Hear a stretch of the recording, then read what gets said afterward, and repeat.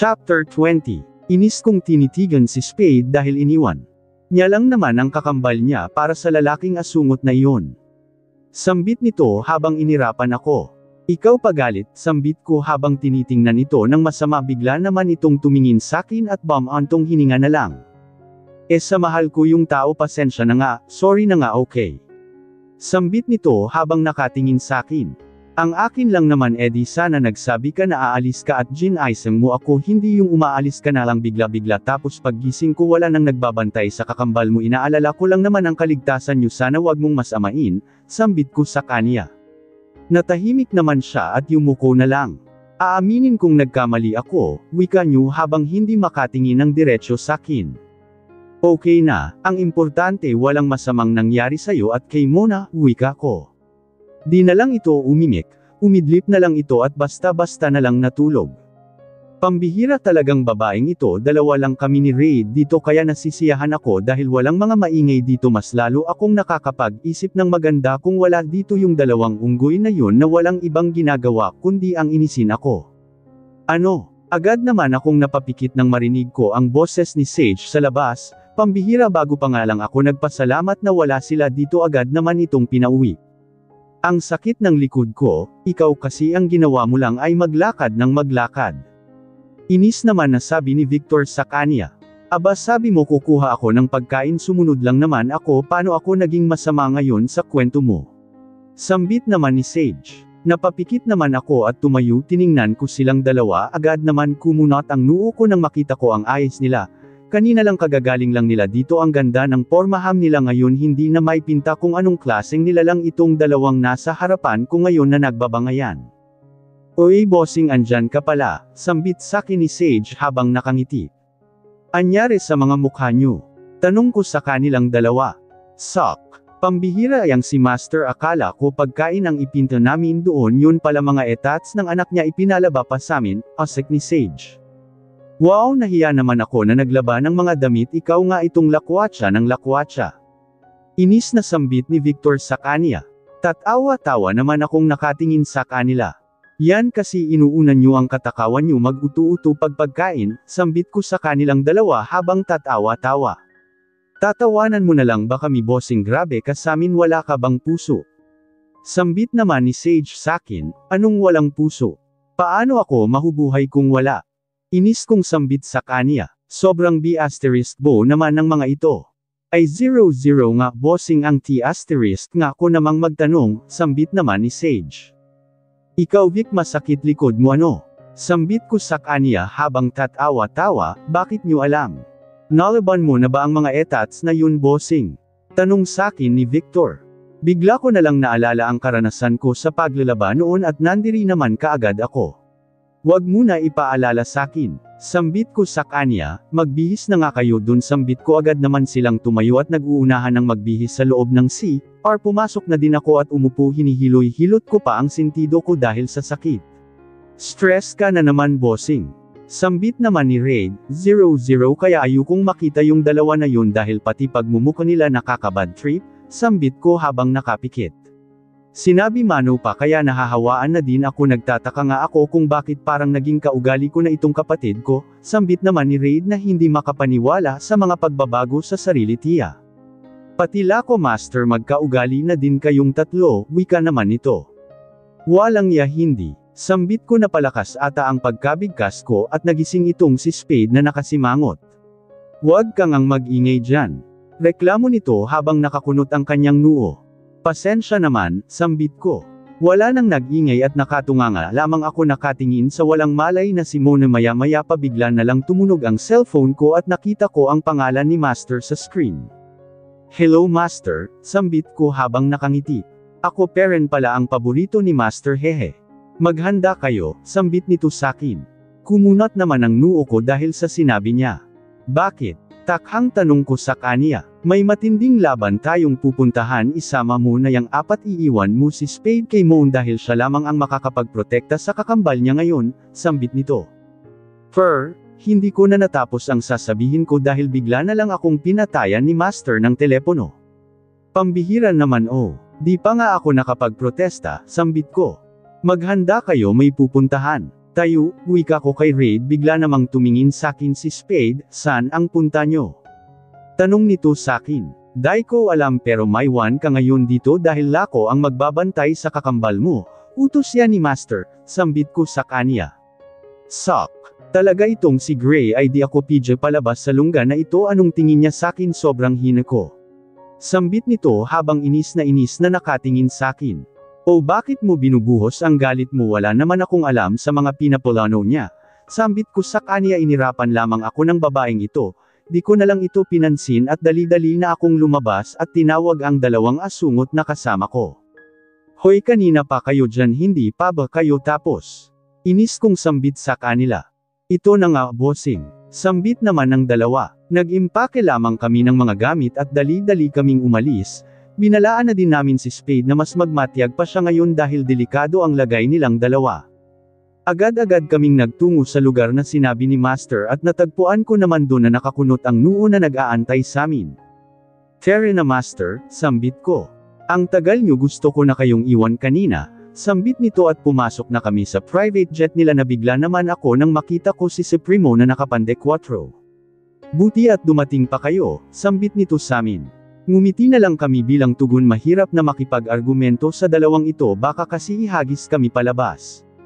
Ihanda nyo ang mga sandatan nyo, kailangan ni Queen Amira ang tulong natin, wika naman ni Master. Bigla naman akong napaisip kung ano ang nangyayari. Ito na ba yun? Ito na ba ang matinding gulo na yun? Huwag mong sabihin na nagsisimula na ang gulo, Master, sambit ko habang nakangiti ng nakakaloko kay Master. Ngunit wala itong emosyon na nakatingin sakin, ibig sabihin ito na nga ang simula. Walang yaya na lang ang tanging naisambit ko. Bakit bossing, anong nangyayari? Biglang tanong ni Sage habang kumakain ng chips. Huwag ka nang makisali sa usapan ng may usapan, Sage, sambit ko sa kanya. Bossing naman, sambit nito at hindi na ulit nagtanong pa. Lang oras bago kami nakarating sa Pilipinas, gabi na pala dito. Agad-agad naman kaming bumaba at nagtungo sa parking lot. Sumakay agad kami sa kotse at si Supremo na ang nag-drive. Halos di na ako makahinga sa sobrang bilis nitong magpatakbo. Supremo, para atang aalis kaluluwa ko sa katawan ko. Sambit ni Victor sa kanya. Wala na ang mga lamang loob ko, nalaglag na ata, sambit naman ni Raid. Pasensya na pero naihi na ako, di ko na mapigilan, sambit ni Sage pagtingin ko sa pants niya, basang-basa ito. Natawa na lang ako dahil sa biglang pag-ihi nito, lang minuto lamang ang nakarating na kami. Hinawakan naman ni Sage, Raid at Victor ang katawan nila. Buhay pa ako, huho, salamat naman, buhay tayo. Sambit naman ni Sage at nagyakapan silang tatlo, napakamot na lang ako sa ulo ko dahil sa tatlong ito. Kaya na nga, sambit ko at kiladkad na silang tatlo. Nakasunod lamang kami kina Master, iba ang dinadaanan nila, hindi ito pamilyar sakin dahil yung dinaanan kasi namin ay puno ng kahoy, ito naman ay magagandang mga bulaklak ang makikita mo. Saan ta patungo? Wika ko. Just shut up at mag-focus ka, sambit ni Supremo. Napatigil naman ako at di na lang nagsalita, sumunod na lang ako sa kanila at nang makarating na kami sa Elsang Pader, agad naman itong hinawakan ni Master at bumukas naman ito ng kusa, bigla namang bumungad sa amin ang mga taong nakatali at nakagapos. Si Lorraine ba yun? Sambit ni Victor habang tinuturo si Lorraine, agad ko namang pinitik ang kamay niya, binaba naman niya ito kaagad at tumingin sa paligid. Bigla na lang akong naalerto nang may mga umuyulang bala. Nyeta, mahina kong sambit. Binunot ko na ang baril ko at agad-agad na nagpaputok kung saan-saan. Sumuko ka na, sigaw ni Queen Amira. Ang bobo mo kasi, nakuha mo na nga ako kanina tapos napakawalan mo pal, dinig kong sambit naman ni Queen Alfie. Please Alfie, alam ko namang nagawa mo lahat ng dahil sa mga nakaraang alaala mo. Dinig kong sambit ni Queen Amira. Di na ako natapos sa pakikinig nang bigla na lang may bala na lumipad patungo sa amin, nagsimula na ang putukan dahil nakapasok na ang mga clone na gawa nila Queen Alfie. Agad naman akong yumuko nang makita ko ang clone ni Riva, pinaputukan ko agad ito sa likod at nakahandusay na agad ito, dali-dali naman akong lumundag at iniisa Elsa ang 5 clone na nagpapaputok sakin. Shot na malupet, walang binatbat ang mga clone na ito sakin. Sambit naman ni Sage habang hinihipan ng baril, umiling na lamang ako.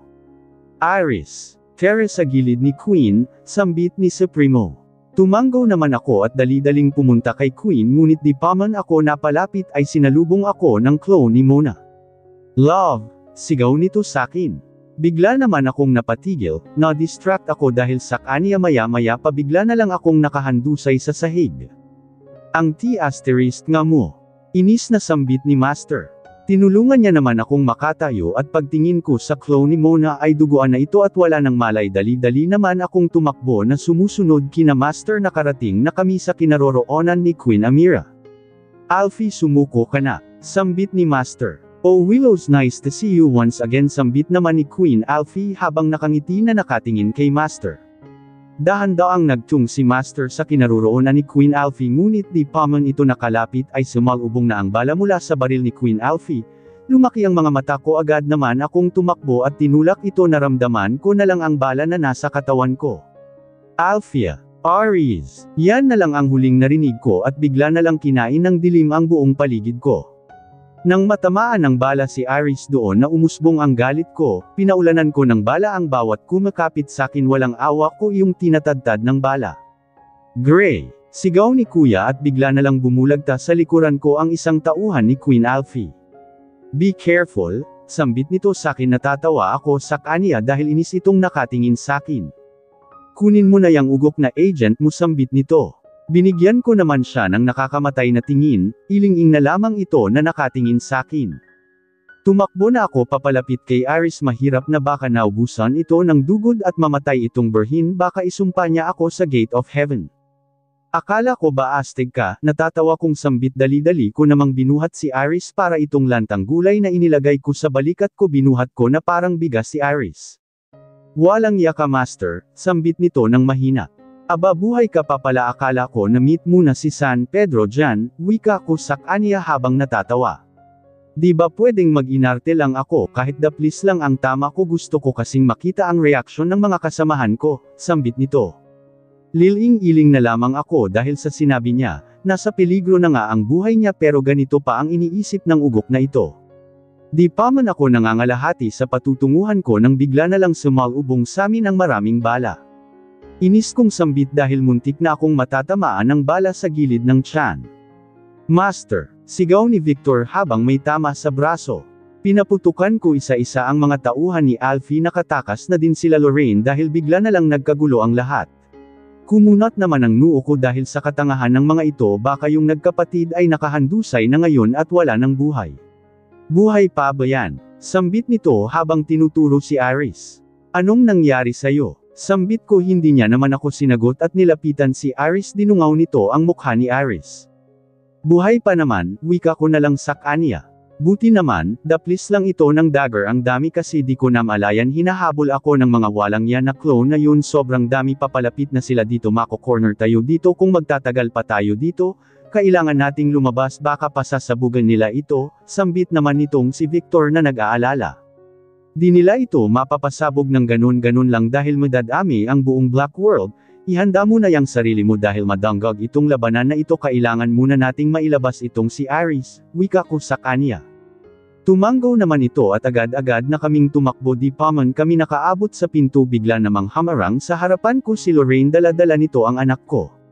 What the? Sambit ko. Tinitigan ko itong mabuti, baka kasi clone lamang ito. Ngunit hindi ko moari kung clone ba talaga ito dahil mukhang totoo na si Matdem ito. Agad kong kinuha ang cellphone ko at tatawag sana ako kay Mildred, ngunit bigla na lamang itong nilobat, binato ko ito dahil sa sobrang inis. Choose now Gray, sasama ka sakin o habang buhay mo nang hindi makakasama ang anak mo, sambit nito habang nakangisi. Ibaba mo ang anak ko, seryoso at malamig kong sambit sa kanya.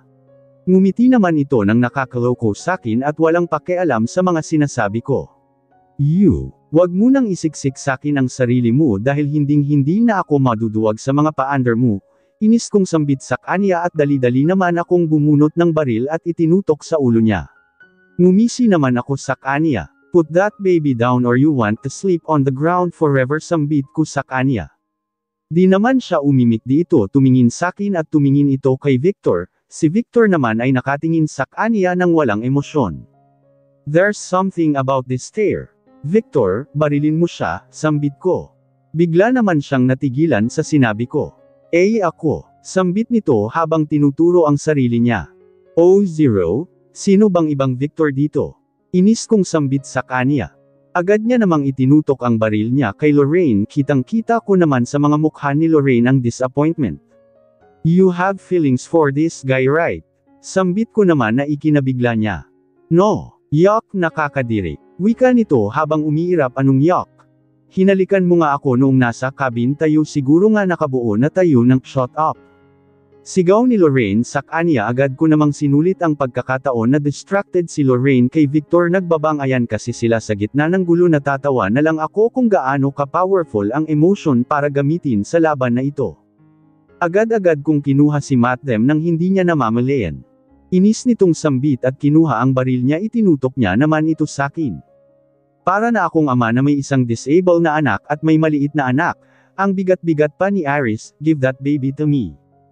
Sigaw ni Lorraine sakin. Kumunot naman ang noo ko ng mapagtantong, hindi to humihinga ni hindi ito gumagalaw. Ibig sabihin clone yun ni Mathem. Paano nila nalaman ang litrato ng anak ko ni hindi nga namin ito isinawalat sa lahat dahil ayaw naming mapahamak ito. Ibinigay mo ba sa babaeng yan ang litrato nitong anak ko? Seryoso kong tanong kay Victor. Hindi po ipinost ni Sage sa blow up niya, sambit naman ni Victor. Mapapatay ko talaga si Sage. Agad ko namang ibinato kay Lorraine ang clone dahilan upang ma-distract ito. Tumakbo kaagad ako at iniwan ko na si Victor doon kay Lorraine. Bahala na ang lalaking iyon. Mukhang wala ng lakas itong si Iris dahil namumutla na ito nang dahil sa marami nang nawala sa kanya na dugo. Doon sana ako dadaan sa likuran ngunit bigla na lang tumunog ang alarm ng Black World dahilan upang mabahala ako. Tumakbo papalapit sakin. So Raid na buhat-buhat si Riva. What happened to her? Sambit ko nataman ng bala. Sambit naman niya, paubos na ang mga kasamahan natin master. Hindi nakakayanin ng lakas ko dahil nadaplisan na rin ako ng matatalim na bagay. Sambit nito habang nag-aalangan. Nakita ko naman si kuya na papalapit sa amin. Bigla naman akong napatampol sa knock nang makita ko si Sage at Victor na wala ding malay at duguan. Ba't ganyan na si Victor? Wika ko, you bastards, alam mo namang sobrang hina niya, bakit mo iniwan ta kay Lorraine? Inis na sambit ni kuya sakin. Kailangan natin silang mailabas dito agad-agad dahil mauubusan na sila ng dugo. Sambit naman ni kuya. Tumanggo naman ako. Tumawag ka ng backup, Gray, utos ni kuya sakin. Hindi ako makatawag dahil wala na akong cellphone. Inihagis ko dahil lobat ako. Sambit ko sa kanya na walang emosyon. Di pa man kami nakahakbang ay napawalibutan na agad kami ng mga tauhan ni Alfie. Di na kami makagalaw. Yan na lang ang tanging naisambit ko. Babo nyo lahat ng baril, mute, utos ng malaking katawan na lalaki. Agad naman namin itong sinunod. Sumenyas naman ito na kunin kami at isa-isa na kami nitong inilagay sa isang pabilog na upuan. Hindi kami umimik ni kuya. Alam ko sa mga oras na ito ay nag-iisip na siya ng paraan kung paano kami makakaalis dito nang walang nasasaktan ni Zesamin. Tumanggo si kuya. Hudyat nagagalaw na kami. Agad naman akong sumuntok ng napakalakas at agad na tumalsik ang lalaki sa pader. Dali-dali ko namang sinipa ang dalawa na nag-aambang suntokan ako ngunit naunahan ko naman ito dahilan upang tumilapon din silang dalawa. Raid, dalhin muna sila sa labas. Sigaw ni kuya. Babuhitan pa lang sana ni Raid sina Sage ngunit bigla na lang itong natambo. Nagtinginan kami ni kuya at nakita namin ang tranquilizer na nakatusok sa kanyang paa. Pumunta ako sa gilid ni kuya. Let's do this, sambit nito sakin. BY, sambit nito. Agad naman akong sumipa ng ubod ng lakas. Sobrang dami na ng mga clone at tauhan at double ang mga lakas nila sa amin ni kuya. Sigurado akong mauubos agad ang lakas naming dalawa. Hindi ko akalain na ganito kadami ang clone dito. Sige lang, ay laban nyo yan. Sambit ni Alfie habang nakatingin sa itaas. Bigla namang kumunot ang noo ko nang makita ko si Queen sa tabi niya na nakatali at walang malay. Nilibot ko ang mga tingin ko. Nakita ko ang mga tauhan sa clan na nakagapos at walang malay. Nandun na rin sila Iris, Sage, Victor, Raid, Riva at iba na walang malay. Ano kaya nyo pa ba? Sambit nito. Sipa at santok jamang ang ginawa namin. Hinihingal na ako at di ko na malayang may sumipa sa likod ko ng ubod ng lakas. Shout yutal ko nang masabsob ako ng napakalakas. Naubos na ang lakas ko dahil sa laban. Halos kalahati na ng tauhan ni Alfie ay napatumba na namin ngunit may inilabas pa itong ibang clone kaya di naubos-ubos. Nang tiningnan ko si kuya, nakahiga na din ito. Gumapang ako patungo sa tabi niya ngunit sinipa na naman ako ng tauhan ni Alfie kaya di na ako makagalaw. This is what I want, and I waited for this day will happen. Masaya nitong sambit habang nasa itaas nakatingin samin. Nanlalabo na ang mga mata ko at unti-unti na itong kinakain ng dilim. Yan na lang ang huling narinig ko at sigurado akong boses yun ni Mildred. My lifesaver is here, I know everything will be alright. Kinakabahan ako dahil hindi ko na makontak si Gray, kanina pa ako tawag ng tawag sa kanya dahil iyak ng iyak si Matthew. Sweetie, is everything okay? Tanong ni Mommy sakin. Umiling naman ako bilang tugon dahil hindi ako mapakali parang may mali. Agad-agad kong tinawagan si Spade dahil alam kong may alam ito kung nasaan si Gray, di ko rin kasi makontak si Iris. Hello, sambit nito, mukhang kagagaling pa ata ito sa iyak dahil iba ang kanyang tinig. Spade, pasensya na sa istorbo pero pwede ka bang matanong man lang? Sambit ko sa kanya. Ano yun? Wait Miss Mildred, may good news ako, wala akong mapagsabihan sa tuwa ko kaya napaiyak na lang ako, sambit nito. Sige, ano ba yun? Tanong ko dito, ayoko namang patigilin itong si Spade dahil alam kong tuwang-tuwa ito. Gising na si Diamond at lumakas na siya, sambit nito. Namangha naman ako dahil sa sinabi ni Spade. Mabuti kung ganun, matanong ko lang kung nasaan si Iris. Sambit ko sa kanya. Umalis sila pabalik ng Pilipinas, ang alam ko ay susugod sila sa Black World, wika nito na wala man lang halong emosyon. Kasama ba si Gray? Sambit ko habang nakakunot ang noo ko. 0-0 siya ang tumawag kay Iris, wika ni Spade. Maghanda kayo ni Mona, susunod tayo, hindi pwedeng mananatili lang tayo dito, alam kong kailangan nila ng tulong ngayon, sambit ko kay Spade. Sige, mag-iimpake na kami ni Diamond, wika ni Spade na galak agad-agad ko namang binabaan ng cellphone si Spade. Nakatulog na siya, sambit ni Mommy. Thank you Mommy, pakibantayang muna si Matthew dahil susundan ko ang daddy niya, wika ko kay Mommy. O sige, mag-ingat ka anak, wika ni Mommy. Tumango na lamang ako at hinalikan ito, agad-agad akong nagtungo sa itaas upang maghanda ng gagamitin namin sa laban, nasa gitna ako ng pag-impake nang biglang tumunog ang cellphone ko. Hello, sambit ko habang naglimpa kay parent. Apo, play Ace quick come here, tawagan mo ang mga tauhan ko at tawagan mo rin si Magda upang mapadala niya ang mga tauhan, sambit ni Lola sa kabilang linya, mukhang nanghihina siya kaya sobra ang pag-alala ko. Papunta na ako dyan grandma, hintayin niyo ako, sambit ko sa kanya. Agad-agad ko namang pinatay ang tawag at tinawagan na si Magda. Magda, please inform ang lahat ng tauhan ng member ng clan na pupunta sa Black World, palibutan nila ang buong Black World upang walang makatakas nisa, sambit ko, habang gigil na gigil. Copy, sambit nito at binabaan ko na ito ng cellphone. Nagsuot ako ng maitim na leggings, at hapit na maitim na mukhang jacket, naka-combat boots din ako, may inilagay akong dagger sa gilid ko at iba pang patal na kakailanganin ko, hinigpitan ko din ang tali ng buhok ko dahil kailangan kong maging handa sa laban na ito. Dali-dali na akong bumaba, pinuntahan ko muna ang anak ko at dali-dali itong hinalikan. Hinalikan ko na din si Mommy at ang palm na. Agad-agad naman akong pumunta sa parking lot at pumasok agad sa kotse ko, pinaharurot ko na ito papunta sa airport, tinext ko na si Spade na doon na lamang kami makikita sa labas ng airport. Mukhang nauna siguro ako dahil wala akong nakikita na Spade sa labas ng airport. Tinawagan ko ulit si Spade dahil alam kong sobrang tagal niyo kong gumalaw. Hello, asan na kayo? Sambit ko sa kanya habang kumukunot ang noo dahil sa inis, ayaw na ayaw ko pa naman yung mga nail late. Itong si Diamond kasi may gana pang mag-breakdown kesa bilisan ang kanyang galaw, nakakairite talaga siya, sambit ni Spade sa kabilang linya. Pinatay ko na ang tawag at bumantong hininga na lang minuto akong nag-antay sa kanila. Maya-maya pa nakita ko naman silang papalapit sakin, mabilis na ipinark ni Spade ang kotse niya sa harapan ko at lumabas ito. Nakarating ba kami sa tanang oras? Sambit nito habang nakangiti sakin. Agad naman kumunat ang aking noo dahil sa sinabi niya. Late kayo ng lang minuto tapos sasabihin niyo sakin na nakarating kayo sa tamang oras. Sambit ko sa kanila habang tatawa-tawa. Pasensya ni Miss Mildred, sambit ni Mona habang papalabas ng kotse at lumapit sakin, tiyaka ito humawak sa mga bisig ko. Buti naman at buhay ka pa, sambit ko sa kanya, masamang damo ata itong kaharap mo Miss Mildred, sambit nito habang nakangiti sakin.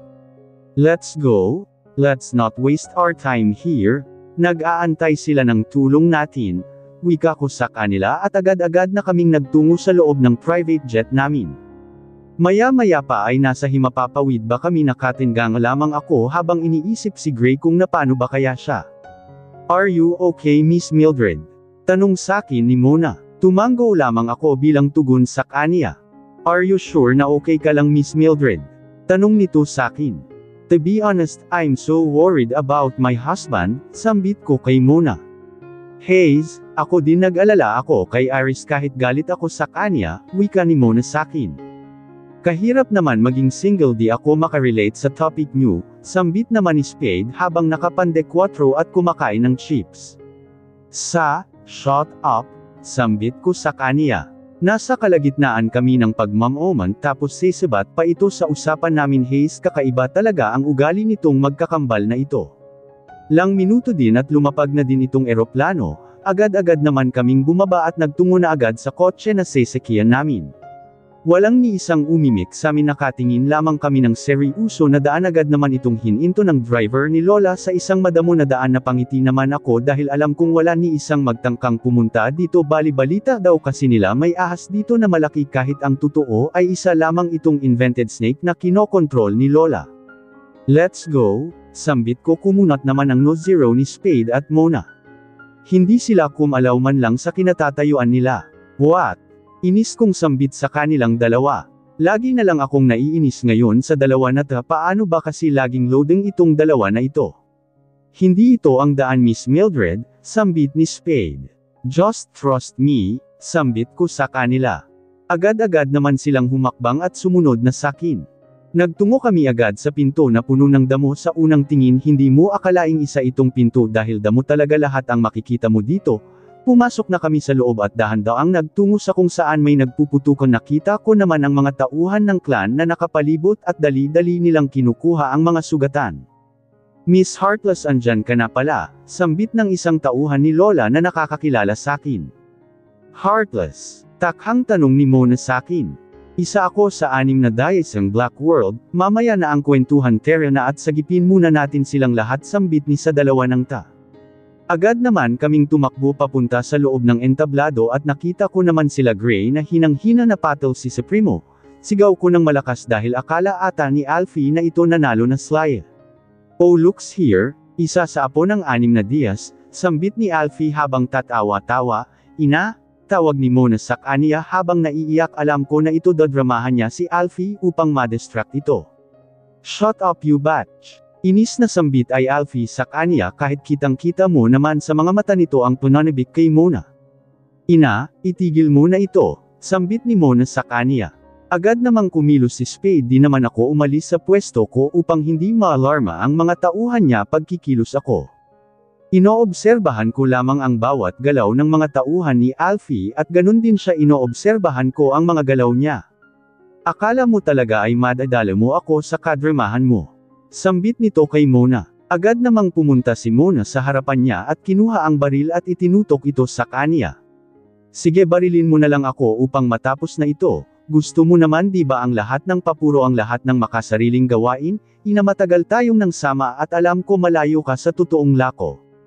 Umiiyak na sambit ni Mona kay Mona. Kitang-kita sa mukha nito na pinipigilan niya ang pag-iyak at pinapanatili ang pagiging tindog ang tuwid niya. Dahan-dahan naman akong lumapit kay Gray at binaril ng silencer gun ang nakapalibot sa amin na clone.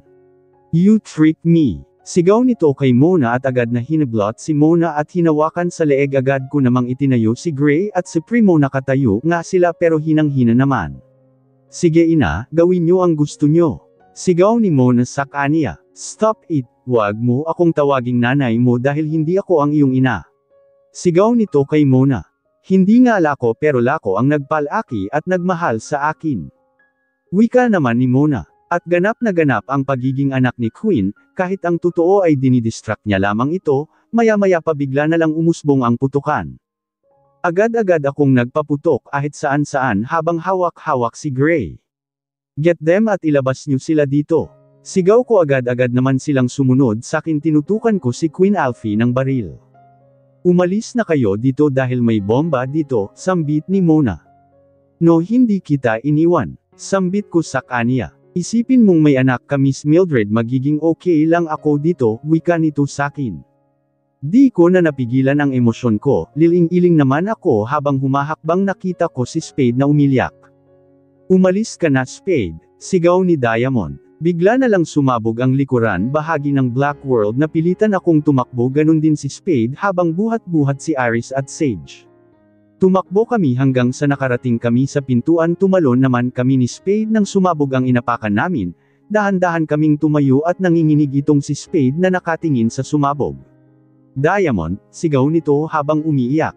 Niyakap ko na lang ito habang umiiyak. I hope you survived Mona dahil inaantay ka pa ni Iris.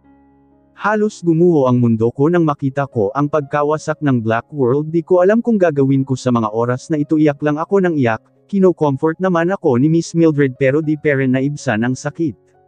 Let's go, mauubusan na ng dugo ang iba, sambit ni Miss Mildred. Tumango na lamang ako habang ang mga tingin ay nandun pa rin sa nasisira na Black World. Naglakad na kami at nagtungo sa mga sasakyan na nakapika na sa labas, iyak lamang ako ng iyak. Hindi pa nga kami nagbobonding magkakapamilya tapos ganito agad. View asterisk seat. Inis kong sambit habang kinukuyong ko ang aking kaminang dahil sa inis. Hindi ko alam kung anong dapat kong gawin sa mga oras na ito, litong-lito ako sa mga gagawin ko. Maya-maya pa ay pinaandar na ito ni Miss Mildred, katabi ko ngayon si Gray na walang malay at yung kapatid niyang gwapo. Lang minuto lamang ang itinagal namin sa loob ng kotse at nakarating na agad kami sa hospital na paruroonan namin. Nagsilabasan naman ang mga nurse na may dala-dalang wheelchair. Sobrang busy sa loob, ako naman ay parang nililipad ng hangin ang isip ko dahil wala akong lakas at hindi ako makapag-isip ng matino sa mga oras na ito. Okupado pa rin ako sa mga nangyayari kanina, lalong-lalo na ang pagsabog. Anong sasabihin ko kay Iris paggising niya, sambit ko habang naiiyak na naman. Don't you worry, ako na ang bahala doon, kailangan munang magpahinga, sambit ni Mildred na nag-alalang nakatingin sa akin. Tathana, sambit nito habang hinahagod ang likod ko. Umupo na lang ako sa bench at tiningnan ang mga nurse na paron at par ito. Hindi sila mapakali dahil sa dami ng sugatan ng dahil sa laban, yung iba critical ang kalagayan, lalo na si Iris na maraming dugo ang nawala sa kanya. Sigaw ni Iris habang maiyak na. Nagising na ito, mahaba ang tulog niya kaya naman hindi agad niya nalaman ang nangyari tungkol kay Diamond. Bawiin mo ang sinabi mo Spade. Hindi totoo yun. Galit nitong sambit habang dinuduro ako. Totoo nga, sambit ko habang walang emosyon ko itong tinitigan. Hindi mo man lang siya iniligtas. Makasaril ka. Inis nitong sambit sakin habang ang luha niya ay nangingilid na. Akala mo mad-all sakin ang lahat ng ito. Kung sisisihin mo lang naman ako sa nangyayari sa kakambal ko, ang kapal ng mukha mo para sabihin yun sakin. Walang emosyon kung sambit sa kapiya. Totoo naman ang makasarili ka. May magagawa ka Spade. Inis nitong sambit sakin. Ang kapal naman ng mukha mo para isisi sakin ang lahat. Ililigtas ko nga siya pero ang sabi niya umalis na ako dahil karga-karga kita. Tandang padamdam panipik. Sigaw ko sa kanya na bigla naman ito at hindi makapagsalita. It's not my fault actually, it's her fault dahil mas inunan kanya kesa sa kapakanan niya. Sambit ko sa kanya habang tinitigan ko siya sa mga mata. Hindi naman ito makaimik at parang naparalisa sa mga salita na kanyang nadinig mula sakin. Enough Iris, walang may gusto sa nangyayari ngayon, wika ni Mildred na ngayon ay nafu-frustrate na saming dalawa ni Iris. Paano? Wika nito habang umiiyak. Anong paano? Sambit ni Miss Mildred habang nakakunot ang kanyang noo. Paanong walang may gusto nito? Alam naman nating lahat na ang lana nila Spade ang may gusto nitong lahat, wika ko Iris habang galit na nakatingin sa aming lahat. Ano ba Iris, isisi mo na lang lahat sa amin, napaka-victim mo naman, kasalanan mo rin naman ang lahat diba? Dahil ikaw naman ang inisip ni Diamond, sambit ko sa kanya. Nag-iba naman ang direksyon ng kanyang mga mata at di man lang ito makatingin sa akin ng diretsahan para itong batang inagawan ng candy dahil iyak ito ng iyak. Di sana pala iniwan mo na lang ako at iligtas mo siya, sambit ni Iris habang hindi tumutingin sakin. Kung ginawa ko yun paniguradong habang buhay akong sisisihin ni Diamond sa nangyari sa iyo at dinatatahimik ang konsensya ko dahil habang buhay kong sasaktan ang kapatid ko, wika ko sa kanya habang nakatingin ng time sa kanya. Enough, sambit ni Gray sa kabilang bed. Iris, walang sisihan sa nangyari, alam mo kung ano kami at paano kami nabubuhay, magkaiba tayo, magkaiba kayo ni Mona, wika ni Gray sa kanya. Hindi na lang umimik si Iris at nanahimik na din kaming lahat, bigla namang nabasag ang katahimikan na yun nang biglang pumasok si Miss Odyssey at si Dwayne na may pagkain sa kamay niya, kaya tumataba itong lalaking ito dahil hindi mabubuhay pag walang pagkain sa kamay niya.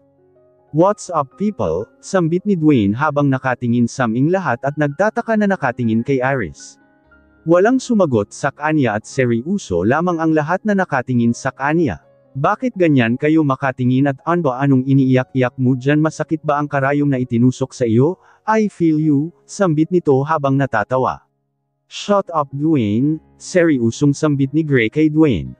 "Ano ba kasing nangyayari, gusto kong makichismis kasi bored dun kay Blake at Reva," wika naman ni Dwayne. "Umupo ito sa table ko. Wala ka nang pake doon, manahimik ka na lang dahil nasa kalagitnaan kami ng pagtatalo at pwede ba wag kang talak ng talak, mas babae ka pa kesa sakin," wika ko sa kanya habang nakatire. "Aba, di ko kasalanan, tomboy ka," wika naman ni Dwayne sakin. Ikanalma ko naman ang sarili ko dahil alam ko na hindi ito ang tanang oras para makipagtok sa kanya. "Iris, hindi pa nakikita ang bangkay ni Diamond," wika ko sa kanya. "Nadedo yung kakambal mong may lamang na 5% na ganda sa'yo," wika ni Dwayne habang nanlalaki ang kanyang mga mata. Bigla namang nag-iba ang ekspresyon ko dahil sa sinabi nito, yung iba naman naming kasama ay natatawa dahil sa sinabi nitong ugok na ito. "Manahimik ka nga, nasa seryosong usapan kami, pwede bang itikom mo muna yung bibig mo dahil kung hindi ipapakain ko sa'yo yung buong chips na dala-dala mo," inis kong sabi sa kaniya. Nag-zip mouth sign naman siya, nang bumalik ang tingin ko sa kanila nabigla naman ako dahil nakangiti silang lahat habang nakatingin sa amin ni Dwayne. "Bakit kayo ganyan makatingin?" wika ko sa kanila dahil naaalibadbaran ako sa mga tingin nila. "Wala, sige itulog muna," wika ni Gray sakin habang nakangiti parent.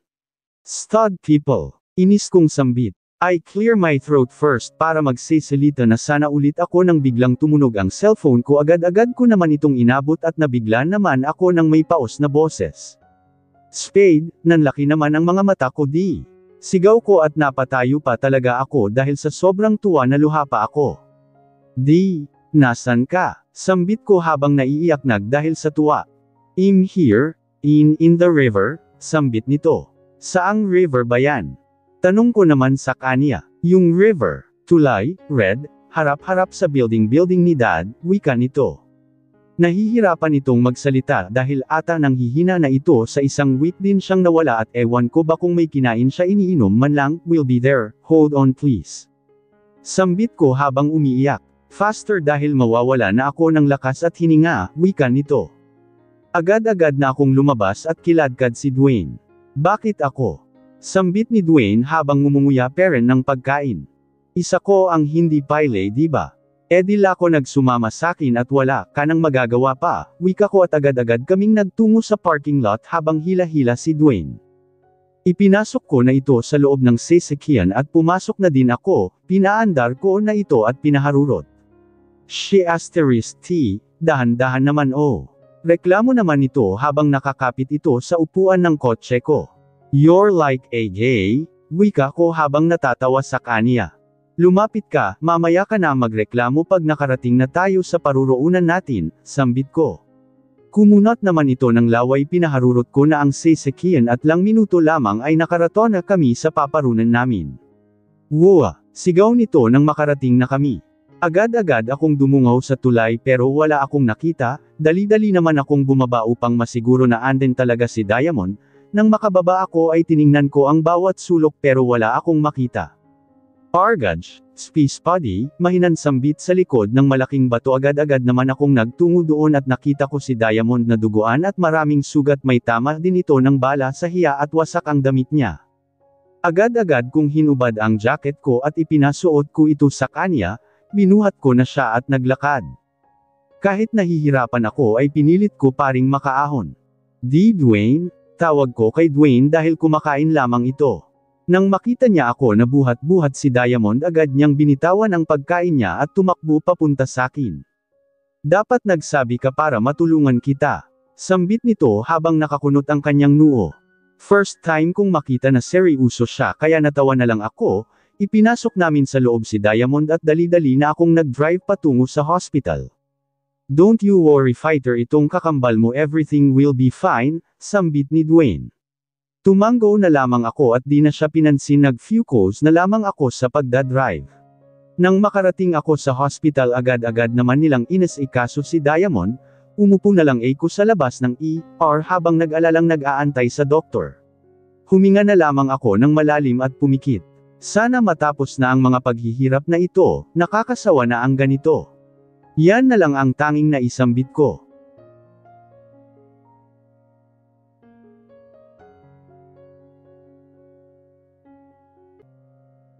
Ang huling chapter ng ating kwento. After a month of hilang, lahat kami ay naka-recover na. In this past month maraming nangyayari sa mga buhay namin na hindi inaasahan. Luhan and Dwayne once Spade heart at yun ay naging sanhi ng problema ni Spade. Argaj. Stop it! Sigaw ni Spade habang nakadukdok ang ulo sa sofa. Nakatingin lang kaming lahat andito na din ang kakambal niya at nagpapagaling kitabi ito ni Iris.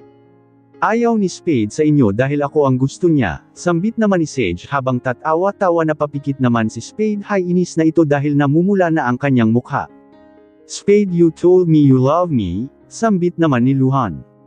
Mas maigi ng kay Spade ito nagkakandara pa kesa sa asawa ko may mapapatay akong tao kung babalik ito at aaligid ulit kay Mildred. 0-0 nga pero this past few months alam mo namang may pagbabago diba? Sambit nito kay Luhan. Nakikinig lang kami sa kanila at para kaming nanonood ng movie sa loob ng hospital. So, ano na nga Spade sino ang pipilin mo sa dalawang yan? Tanong ni Ate Mitch. Wala akong pipiliin, sagot ni Spade at umalis na ito. Natawa na lang kami sa mga mukha nila na bigo, umalis na din si Luhan ganon dib si Dwayne. Di Mildred naman at ako ay nagkaayos na ngunit pahirapan yung pagsuyo ko sa kanya. Master hindi pa ako makakalakad, reklamo ni Iris sakin. Kasama niya ang 3 ugok na agent. Kasama mo naman yang mga yan, sambit ko habang tinuturo sila Sage. Kung si Raid lang sana 0-0 pero itong dalawang tawag na lang, sambit ni Iris. Di ko na siya pinansin at napilitan naman itong sumunod sakin. 2 oras akong nag-ante at sa 2 oras na yun ay gusto na silang taniman ng bala sa mga utak nila. Master, sambit ni Iris habang ang kanyang mga mata at maluha-luha na, hindi ko na alam kung anong nangyayari sa kanya dahil puro gasgas ang inabot niya ganun din ang 3 na layang kasama. Binandahan din sila ulit dahil mas lumala pa ang sugat nila. Nasa na ang cake na in-order ko? Tanong ko sa kanila. Inanod na ni Sage, sagot naman ni Raid. Ano ba kasing nangyayari sa inyo? Tanong ko sa kanila habang nakakunot ang noo. Ito kasing si Sage at Victor naghawak-hawak ng kamay, si Raid naman ay tinulak ang wheelchair ko tapos itong 2 ugok na tanag-asiran up icon si Sage itinulak niya si Victor papunta sakin at yun nakasakay silang 3 sa wheelchair ko ang bigat pa ng mga walang yan na ito, hindi ko na alam kung saan kami umabot, napadilat na lang ako nung napagtanto ko na sa ilog na kami nahulog, sambit ni Iris. Liling-iling naman akong nakinig sa kanila. Wala na akong nagawa kundi ang kumanta na lang kahit hindi pa ayos ang boses ko. Win labos na naiinip na yayamot sa bawat saglit alternasyon, panimula ko ng pagpasok pa lang ni Mildred sa loob ng hospital maraming nakakalat na balon sa paligid at may mga rose petals din na ikinalat si Spade. Dala-dala niya ang anak namin kaya nakangiti agad ako, ang sarap sa pakiramdam na ganito kaganda ang kakantahan mo. Sa tuwing, bigla naman akong napatigil dahil pumiyok ako. Humagalpak naman ang tawa sina Iris at yung 3 ugok na kasama niya. Nakita ko din na natawa si Mildred kaya nakayuko na lang ako. Sorry wife, sambit ko habang nakatingin kay Mildred. Di ko alam kung anong gagawin ko dahil okupado ako sa pagpiyok ko nakakahiya talaga yun walang ya may papikit-pikit pa akong nalalaman. It's okay hubby, I already accept your apology no need to worry, sambit nito sabay lapit sakin at hinalikan ako. Yun na yata ang pinakamasayang araw ko ang makapiling ulit si Mildred at mas masaya na ngayon dahil may anak na kami. Si Riva naman at Raid ay may something talaga sa kanila. Ano? Inis na sambit ni Riva sa kanya. Na, I just want to give you this. Sambit ni Raid at ibinigay kay Riva ang cupcake. Oh thanks, sambit ni Riva sa kanya at agad-agad na ibinaling ang tingin samin. What? Inis nitong sambit samin, wala, ako na ang unang nagsalita baka kasi kapag si Sage or Victor o di kaya itong si Arls hindi natatagal dito itong si Riva. Mumiyoy. Masayang sigaw ni Mitch nang makita niya si Mildred nasa hospital peren kaming lahat nag-iimpake upang makaalis na kami dito. Baby, masayang sambit ko. Mommy, in miss you, sambit ni Mitch tumingin ito kay Matdem na manghang-mangha. This is my baby brother. Sambit nito habang nailyak. Yes baby, masayang sambit ni Mildred sa kanya. Oh my god oh my. Masaya nitong sabi habang naliyak. Tiningnan ko naman si Ate Mitch at si Kuya na nakatingin kay Mitch na tuwang-tuwa ang mga mata din nila ay puno ng kagalakan.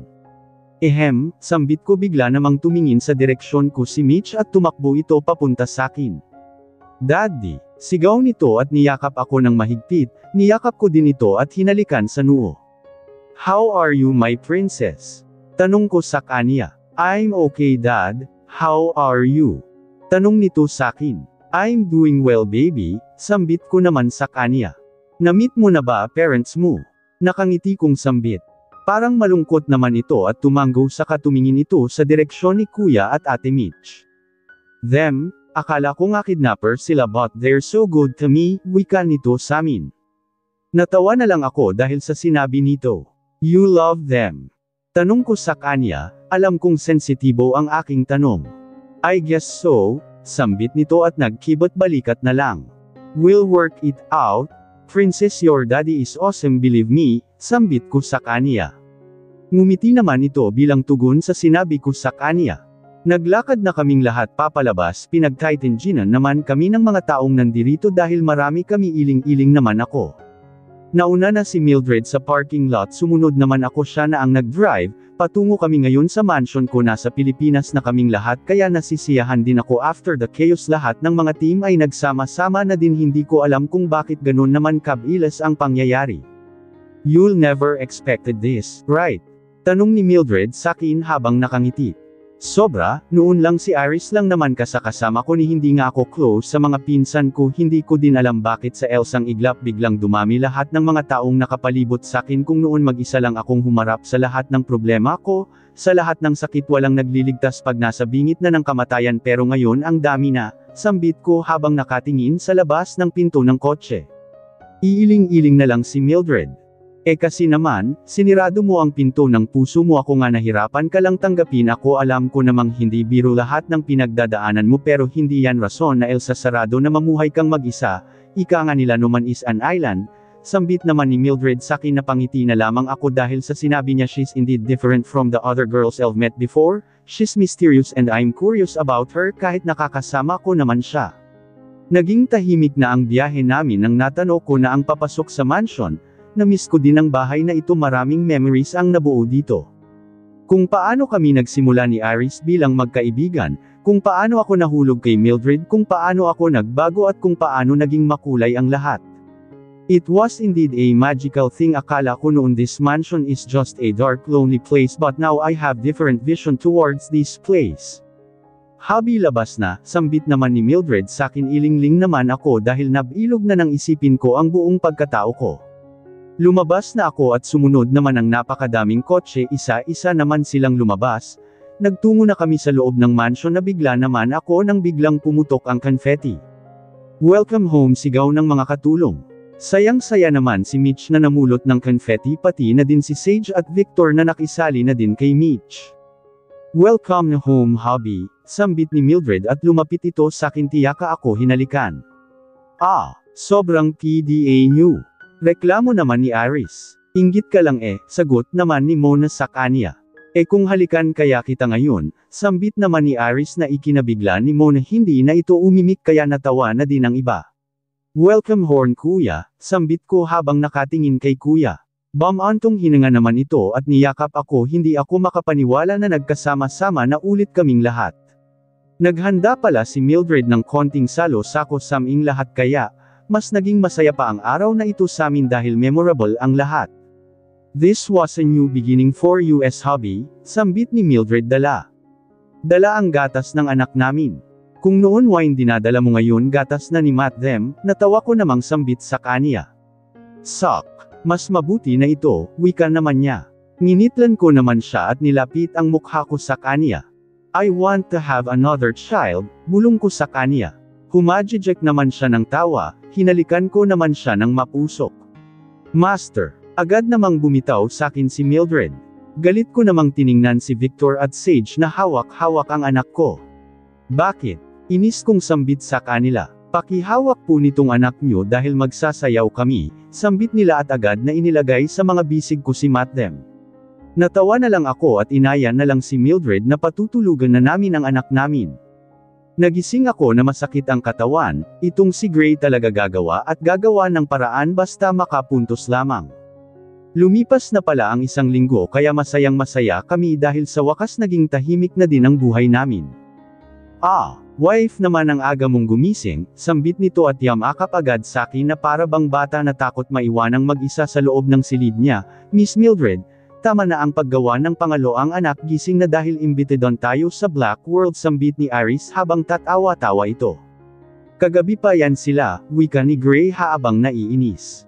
Kasi naman kagabi nung malapit na kami sa taas ng kaligayahan bigla na lamang kumatok ang 2 ugok humihingi ng pera kay Gray, buti na lang sinigawan sila ni Gray. Antayin nyo na lamang kami, susunod na kami sa baba, sambit ko kay Gray. Narinig ko naman ang mga yapak nito na papalayo, agad naman akong humarap kay Gray at hinalikan ito sa labi. Tara na, mail late na tayo, Master Gray, sambit ko sa kanya habang nakangiti. Agad naman akong tumayo ng walang saplot. You're so sexy wife, sambit nito. Tayo ka na dyan, wika ko sa kanya. Agad-agad naman akong pumasok sa banyo at naligo, maya-maya pa ay natapos na ako, nagbihis na din ako bago lumabas. Agad ko namang kinuha si Matt them dahil umiiyak na. Ito talagang anak ko, inagaw yung para sakin, sambit ni Gray habang nakatingin sa anak niya. Kumunat naman ang noo ko dahil sa kapilyuhan niya. Naimpluwesiyahan ka na ata ni Iris kaya naging ganyan na ang utak mo, sambit ko sa kanya habang tatawa-tawa. Sok, maliligo na muna ako, wika nito, tumango na lamang ako.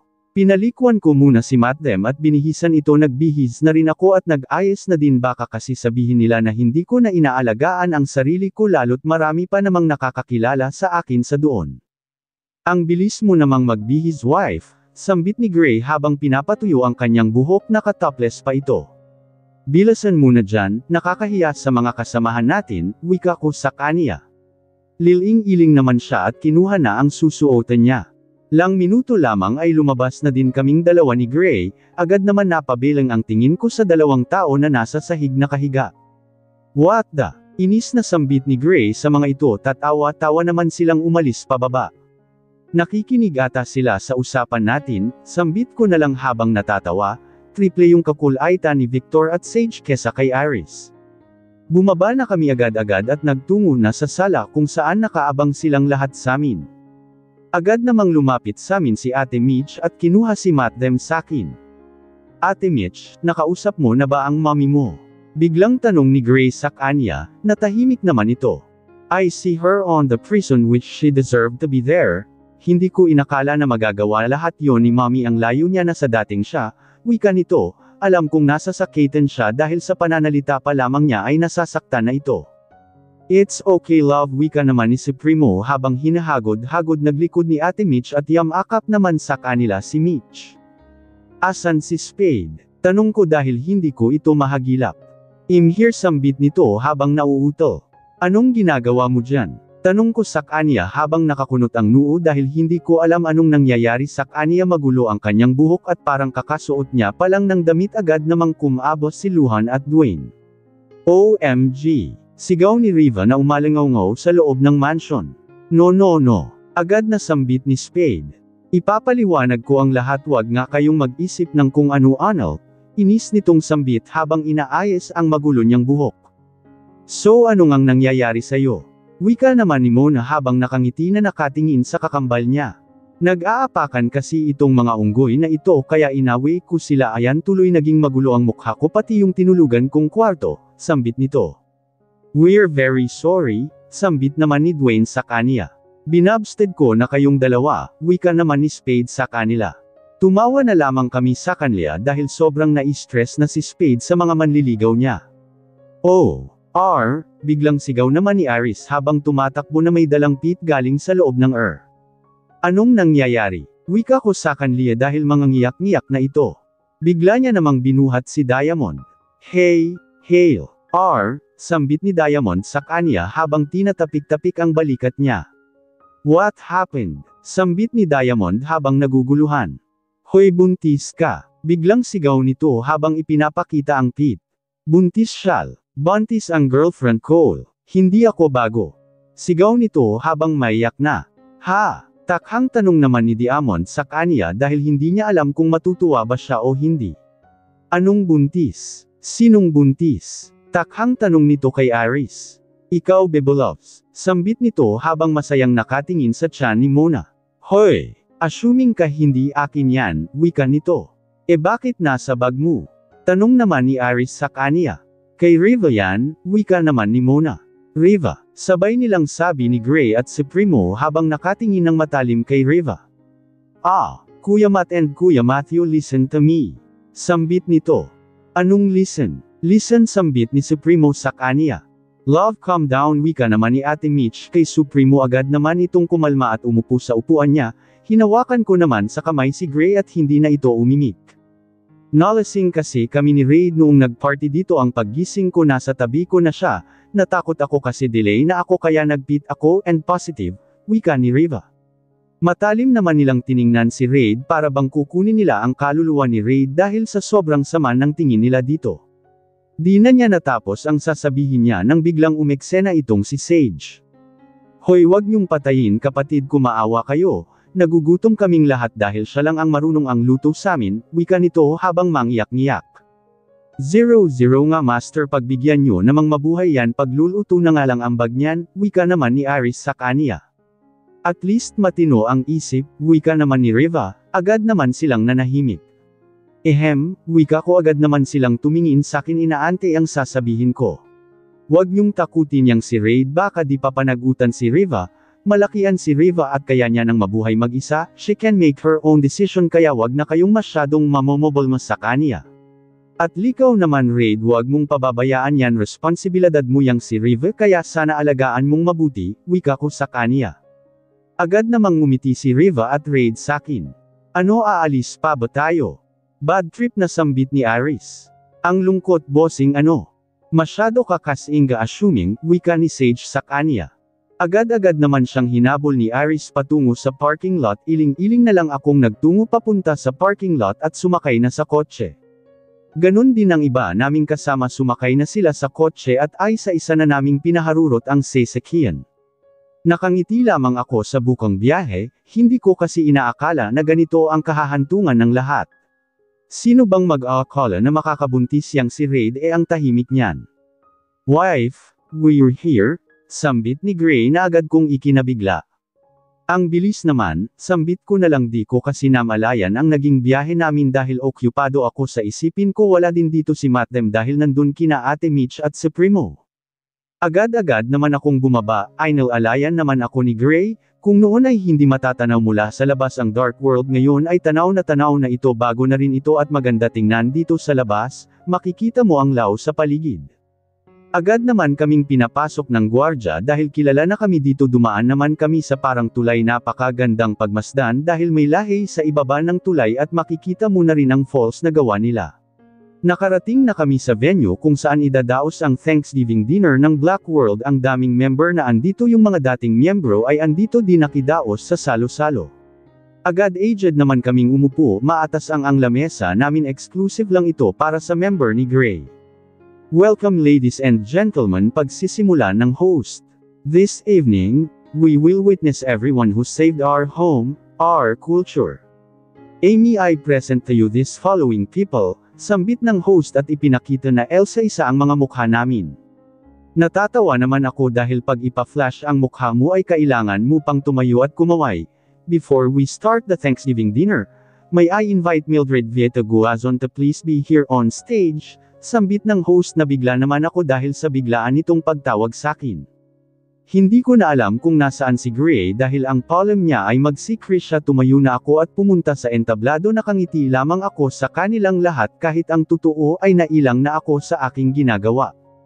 Ang tagal naman. Reklamo ko sa isip ko, maya-maya lang ay bigla na lang namatay lahat ng iya. Natarante naman ako, aalis na sana ako nang biglang may nakatutok sa akin na isang lao. And sir, I'm a bit nervous about being here today, still not real sure of what I'm going to say. Unang kanta pa lang ay agad na akong lumingon kung saan nanggagaling ang boses na yun. Nabigla naman ako nang sumulpot si Gray, ibaba ang kanyang suot kasama niya Cell Daddy. Kinikilig ako sa ginagawa niya. I'm gonna marry your princess and make her my queen. She'll be the most beautiful bride that I've ever seen. I can't wait to smile as she walks down the aisle on the arm of her father. On the day that I marry your daughter, I'm gonna marry your daughter and make her my wife. I want her to be the only girl that I love for the rest of my life and give her the best of me till the day that I die. Nabigla mamon ako nang natapos ang kanta ay bigla naman siyang lumuhad at kinuha ang singsing. Mildred Vita Guazon, will you marry me? Sambit nito. Naiyak na talaga ako, ngunit pinigilan ko. Why yes? Sambit ko at isinuot niya na sakin ang singsing. Tumayo naman siya at hinalikan ako. You've you wife? You've you too hubby?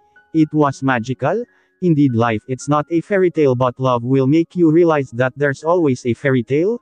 Just wait for it. Do you take Gray Matthew Willows as your lawfully wedded husband? Tanong ni Father sakin. Yes, I do, wika ko habang nakangiti. Do you take Mildred Vita Guazon as your lawfully wedded wife? Tanong naman ni Father kay Gray. I do, wika naman ni Gray na may matatamis na ngiti. May I pronounced you husband and wife, that you may now kiss the bride. Agad-agad naman akong hinalikan ni Gray. Napuno ng kagalakan ang buong paligid ng halikan ako ni Gray. Di ko inakalang dadating ang araw na ito. Idinaos na din ang kasal ni Riva at Raid, kasabay nito ang kasal ni Mona at Iris. Master, kinakabahan ako, wika naman ni Iris habang inaayos ang kanyang polo. Akala ko ba matapang ka, wika naman ni Grace sa kanya. Matapang nga ako, sambit naman nito at pinapakalma. Maya-maya pa ay ang simula na ang seremonya at tinawagan na si Iris. Si Gray na ang naghatid sa kanya sa harapan dahil hindi daw makakadalo ang lola niya. You may now kiss the bride, sambit ng pare. Hinalikan naman ni Iris si Mona at gayon din naman si Raid, hinalikan din niya si Riva. Maghihiwalay din kayo, sigaw ni Sage. Respeto sa mga single, sigaw din ni Victor habang kumakain ng chips. Si Dwayne pala ang source ng chips na pinapapak nila, may dala kasi siyang chips kanina. Broken hearted kasi ito dahil binasted sila ni Spade. Nagtungo na kami sa resepong kasal at kumain, nagkwekwentuhan kami tungkol sa magiging buhay naming lahat. Napakasayang makita silang masaya at payapa. Guys, we have a good news. Masayang sambit ni Ate Mitch. Kasama nito si Mitch na hawak-hawak ang Elsang envelope. Dada, please open this one, sambit nito. Kunot noon namang binuksan iyon ni si Primo. No freaking way. Sambit nito ngunit maluha-luha ito. We're pregnant, masayang wika, Ate Odesi. Napuno naman ng pagbati sa salo-sako at masaya naman ang lahat sa balitang inihatid ng mag-asawa samin. Nandito ako ngayon sa dungeon ng Black World, mas maganda na ito kesa sa dati ngunit mahirap nga lang makapasok dito. Hindi na ito masikip, matiwasay na ito, maraming bulaklak na nakapaligid at sobrang napakalinis ng lugar na ito. Hindi mo aakalaing Elsa itong kulungan dahil para lamang itong bahay. Umupo naman ako sa visitor area. Miss Lorraine, may bumisita sa'yo, tawag naman ni Buck sa kanya. Sino na naman yan Buck? Huwag mong sabihing si Victor na naman yan, wika nito.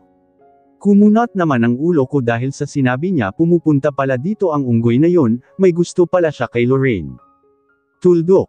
Nasa gitna ako ng pag-iisip nang biglang may tumikim sa likuran ko. Wika nito, agad naman akong napalingon at nakita ko naman si Victor na pormado at may bitbit na bulaklak. Hindi na ako nakapagsalita dahil lumabas na si Lorraine, maaliwas naman ang hitsura niya ngunit maawa kang makita ang kalagayan niya ngayon. What are you doing here? Tanong nito habang nakasimangot. Hindi la ako nagtinatanong ko si Victor Mataray na sambit nito, hindi naman ako umimik at inantay na sisigot si Victor. Wala, ayan binilhan lang kita ng bulaklak para sa vase mo, wika naman nito. Ewan ko sa'yo, umalis ka na nga. Inis na sambit ni Lorraine sa kanya. Kakamo-kamot namang umalis si Victor, napabilang naman ako ng tingin kay Lorraine na nakangiti at inaamoy-amoy ang bulaklak na ibinigay ni Victor sa kanya. What? Mata Ray nitong tanong sakin. Wala, natatawa kong sambit. Anong ipinunta mo dito? Tanong nito habang inaayos ang kanyang upo. Kukumustahin lang kita, casual na sambit ko sa kanya. At ipapamukha mo sakin na talunan ako ganun ba? Sambit nito habang nakatingin sa malayo. Alam mo, kahit sinaktan mo ako hindi ako nagtanim ng galit sa iyo ko aaminin ko noong una na nasaktan talaga ako sa ginawa mo di ko naman kasi alam na siya pala ang ex mo at hindi ko rin kasalanan na napalapit ako sa kanya dahil ipinagkasundo lang naman kaming dalawa wika ko at natahimik nagpatuloy naman ako sa pagsesalita. Kasi ang akala ko hindi ako mai-inlove sa kanya dahil nga yung personality niya malayo kay Luhan at alam ko sa sarili ko na hindi talaga ako mai-inlove sa kanya kampante naman ako nun pero hindi ko alam na ganito pala ang kalalabasan, wika ko habang nakayuko. I feel bad for my best friend dahil alam ko naman na dahil sa sobrang pagmamahal nagawa niya lahat ng yun. Bigla naman akong napatingalan ng hoakanan niya ang kamay ko, sinalubong niya ang mga tingin ko ng ngiti. I'm very proud of you. Sa dami ng pagsubok hinarap mo talaga lako parent pala talaga yung best friend ko na matapang, matalino at popular, wika nito. Natawa na lamang ako sa sinabi niya dahil naalala ko tuloy yung mga kulitan namin noon. I'm so sorry for what I did. Alam ko napakasakit ng ginawa ko sa iyo at habang nandito ako sa loob ay na-realize ko ang lahat ng mali ko. Wika nito. Agad ko naman siyang niyakap at last naging okay din kami ng best friend ko. Natigil naman ako nang makita ko si Mona at si Spade tiyaka si Queen Amirana kausap si Queen. I'm so sorry anak, I'm so sorry sa inyong lahat kung nagawa ko yon. Nabulag lang ako sa galit at night dahil buong buhay ko hindi pinaramdam sakin ang pagmamahal at yung taong nagparamdam sakin ng pagmamahal ay sinaktan ko. Tuldok-tuldok. Sinaktan kita Diamond kaya napapaisip ako na Elsa akong walang kwentang ina at hindi mo ako deserve. Wika nito habang umiiyak naririnig ko ang usapan nila dahil magkatabi lang naman ang table naming lahat. It's all in the past Alfie, babaguhin na natin ang mga nakasanayan natin noon ibinigay ito ng Panginoon sa atin dahil gusto niyang ipaprealize na deserve nating lahat ang second chance at ang kabutihan dapat ang siyang maghari sa mga puso natin, wika naman ni Queen Amira. Nagyakapan naman silang apat, napakatiwasay na talaga ng lahat at natutuwa akong makita ang lahat na nagsasaya at nagkakapitawaran na. Hi mommy agad naman akong napabilang kay Ate Mitch habang nakangiti siya kay Brenda na umiyak. Nagpaalam muna sakin si Lorraine at pumunta sa table nila ni Ate Mitch. Hi ate, mangiyak-ngiyak na sambit ni Lorraine. Agad-agad namang tumayo si Ate Mitch at niyakap siya ng mahigpit. I miss you so much, but I'm still mad at you for what you did, wika nito habang inis na nakatingin kay Lorraine. I know ate, wika naman ni Lorraine habang natatawa at umupo na sa table nila, mom. Wika ni Ate Mitch habang nakatingin kay Brenda, iling-iling naman si Brenda habang nakatingin sa kanya, pinupunasan niya ang mga luha na nag-uunahan na sa pagtulo. I'm so huho, wika nito humagulgol na ito ng iyak at bigla na lamang itong lumuhad sa harapan ni Ate Mitch. No mommy, wika ni Ate Mitch habang umiyak at pilit na pinapatayo si Brenda. I don't deserve your forgiveness Odyssey, sobrang sakit ng ginawa ko sa'yo muntik ko lang ikinamatay iyon at ako ang may kasalanan sa lahat naging ganyan si Lorraine nang dahil sa kasakiman ko hindi ko na lamang kung anong gagawin ko para pagbayarana ang mga kasalanan na ginawa ko sa inyo, wika nito habang umiyak. Taita, hindi kita sinisisi dahil alam ko sa mga panahon na yun na puno ka ng galit sa sarili mo at ang sinisisi mo ay ang iba at naiintindahan kita kahit alam kong ginagamit mo lamang ako pero naiintindihan parent kita dahil ikaw ang tumayo bilang magulang ko, kahit ganun ako parent lagi ang inuuna mo at minahal mo ako bilang anak mo minahal mo ako bilang ako, wika ni Lorian habang umiiyak. Mom, I'll be honest with you masakit parent sa akin ang ginawa mo dahil hindi ko akalain na aabot ka sa ganun. Hindi ko inalala na ganun ka kagalit sa amin ni Matt at nagawa mo ang mga yon. Maybe soon pagkakatiwalaan ulit kita pero hindi pa sa ngayon mommy hindi pa ako ready na magtitiwala sa'yo, wika ni Ate Mitch. Tumayo naman si Brenda at niyakap si Ate Mitch ng mahigpit, niyakap din naman siya ni Ate Mitch ng mahigpit. Isang miss you so much, umiyak na sambit nilang dalawa. Napatigil naman sila nang biglang tumikim si Kuya Matt habang dala-dala si Mitch. Matt, wika ni Brenda habang naiiyak na tumingin dito. Hello tita, nag-aalangan na sambit ni Kuya Matt sa kanya. I'm so sorry, sambit nito habang umiiyak. Bigla naman niyang niyakap si Kuya Matt at niyakap din naman siya pabalik ni Kuya Matt. It's okay, wika ni Kuya Matt sa kanya. Bumitaw na ito at tiningnan si Mitch. Hi grandma, wika ni Mitch sa kanya at niyakap siya.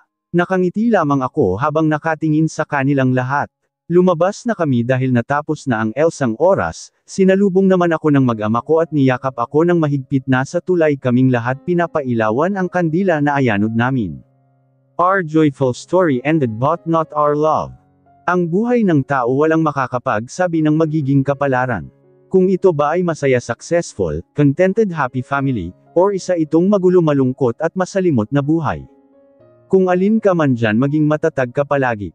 Hindi lahat pantay-pantay ang buhay. May mayaman at mahirap. Sa pag-aasawa hindi naman laging masaya, hindi naman lagi kayo nagkakaunawaan, pero palagi nyo pa din isipin ang magiging consequences. Unawain ang isa't isa hindi naman kaaway ang inyong asawa. Kapag mahal ka ng asawa blessing yun. Hello sa lahat ng asawa na minamahal ng tama ng kanilang partner. Hanggang sa muli thank you po sa pakikinig at nagsusuport ng aking munting channel.